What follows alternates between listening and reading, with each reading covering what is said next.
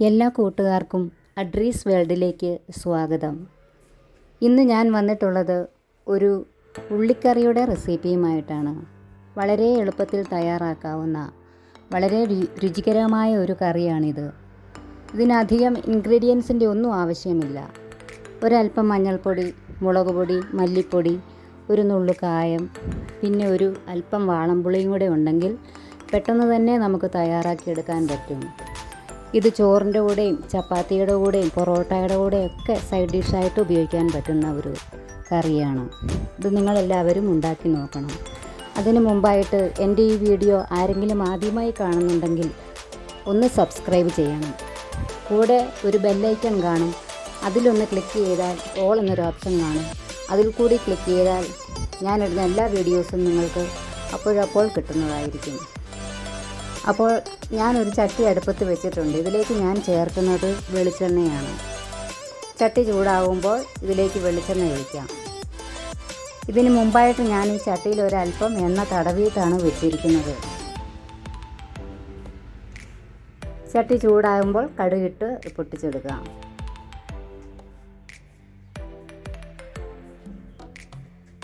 ഒരല്പം എണ്ണ നേരത്തെ ഒഴിച്ചൊന്ന് ചൂടാക്കുകയാണെങ്കിൽ ചട്ടി പൊട്ടിപ്പോകാതിരിക്കും. ഇനി ഇതിലേക്ക് ഞാൻ ഒരു നുള്ള് ഉലുവ ചേർക്കുന്നുണ്ട്. ഇതും കൂടി നന്നായി ഒന്ന് പൊട്ടി വരുന്നത് വരെ നമുക്ക് വെയിറ്റ് ചെയ്യാം. ഇനി ഇതിലേക്ക് ചെറുതായി അരിഞ്ഞു വെച്ചിരിക്കുന്ന ഉള്ളിയും ഒരു 4 വെളുത്തുള്ളി അല്ലിയും ചേർക്കുന്നുണ്ട്. ഇതും കൂടി ഒന്ന് ഗോൾഡൻ ബ്രൗൺ നിറമാകുന്നത് വരെ ഒന്ന് വഴറ്റിയെടുക്കാം.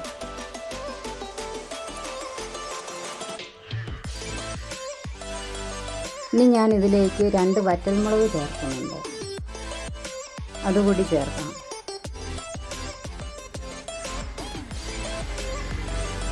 ഇത് നന്നായി ഒന്ന് മൂത്ത് വരട്ടെ.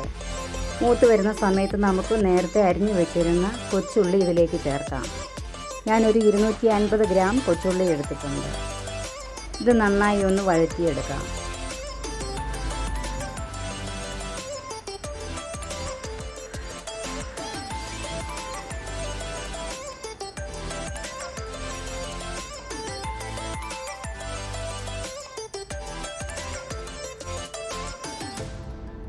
ഇത് പെട്ടെന്ന് വഴന്നു വരുവാനായിട്ട് നമുക്കൊരല്പം ഉപ്പ് ഇതിലേക്ക് ചേർക്കാം.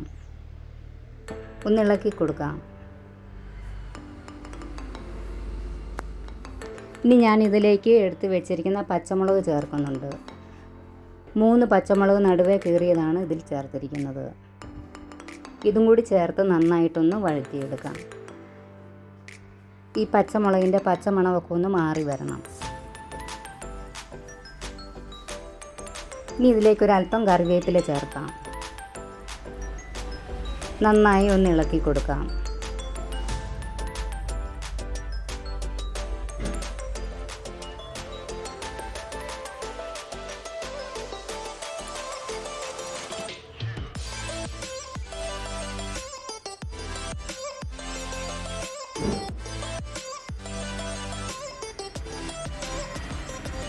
ഇതിപ്പോൾ വഴന്നു വന്നിട്ടുണ്ട്. ഇനി ഞാൻ ഇതിലേക്ക് 1/4 ടീസ്പൂൺ മഞ്ഞൾപ്പൊടി, 2 ടീസ്പൂൺ കാശ്മീരി മുളക് പൊടി, 1 ടീസ്പൂൺ മല്ലിപ്പൊടി ഇത്രയും ചേർക്കുന്നുണ്ട്.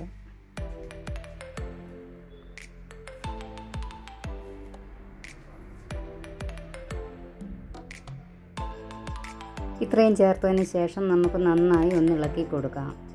ഈ പൊടികളുടെ പച്ചമണം മാറുന്നത് വരെ നന്നായി വഴറ്റി കൊടുക്കണം.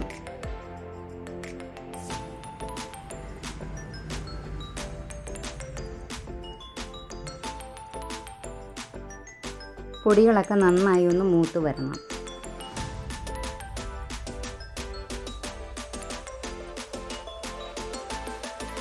ഇനി ഞാൻ ഇതിലേക്ക് ചേർക്കുന്നത് ഒരല്പം കായമാണ്. ഒരു 1/4 ടീസ്പൂൺ കായപ്പൊടി ചേർക്കുന്നുണ്ട്. നന്നായി ഒന്ന് മിക്സ് ചെയ്യാം.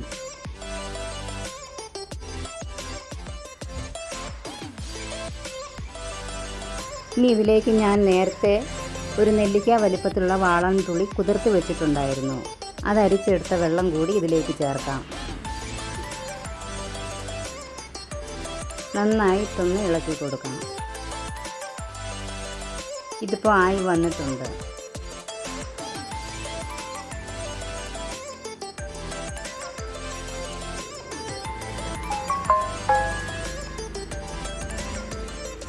ഇനി ഇതിലേക്ക് ആവശ്യമായ വെള്ളം ചേർത്ത് കൊടുക്കാം.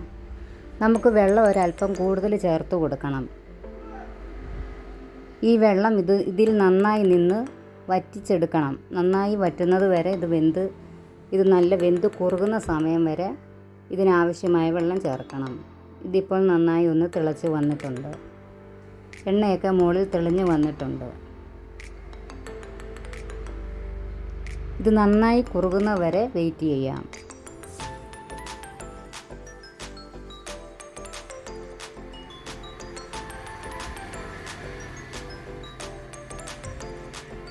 ചെറിയ തീയിലാണ് ഇപ്പോഴിത് നിൽക്കുന്നത്.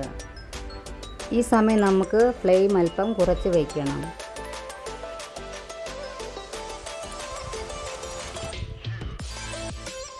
ഇനി ഇതിലേക്ക് ഞാൻ ഒരു തണ്ട് കറിവേപ്പില ചേർക്കുന്നുണ്ട്.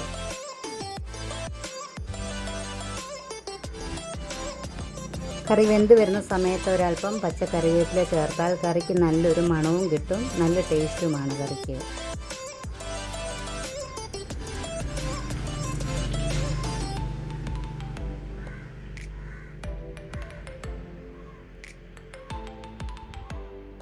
ഇനി നമുക്കിതൊന്ന് അടച്ച് വയ്ക്കാം.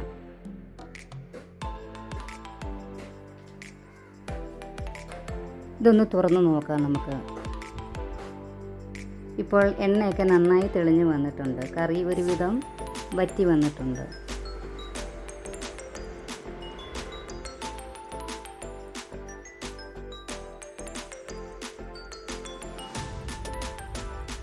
ഈ സമയം ഉപ്പൊക്കെ ഉണ്ടോ എന്ന് നിങ്ങൾ നോക്കണം.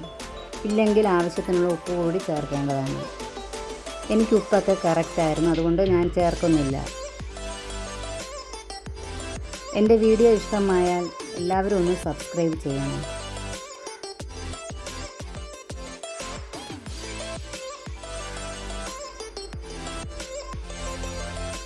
നിങ്ങൾക്ക് ലൈക്ക് തരാനും കമൻസ് ഇടാനും മറന്നു പോകരുത്. നിങ്ങളുടെ ഓരോ കമൻറ്റും എനിക്ക് വിലപ്പെട്ടതാണ്.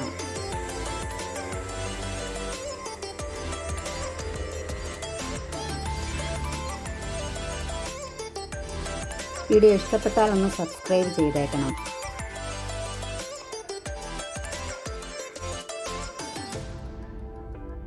നാളെ ഇതേ സമയം മറ്റൊരു വീഡിയോയുമായി ഞാൻ വരുന്നതായിരിക്കും. എല്ലാ കൂട്ടുകാർക്കും നന്ദി.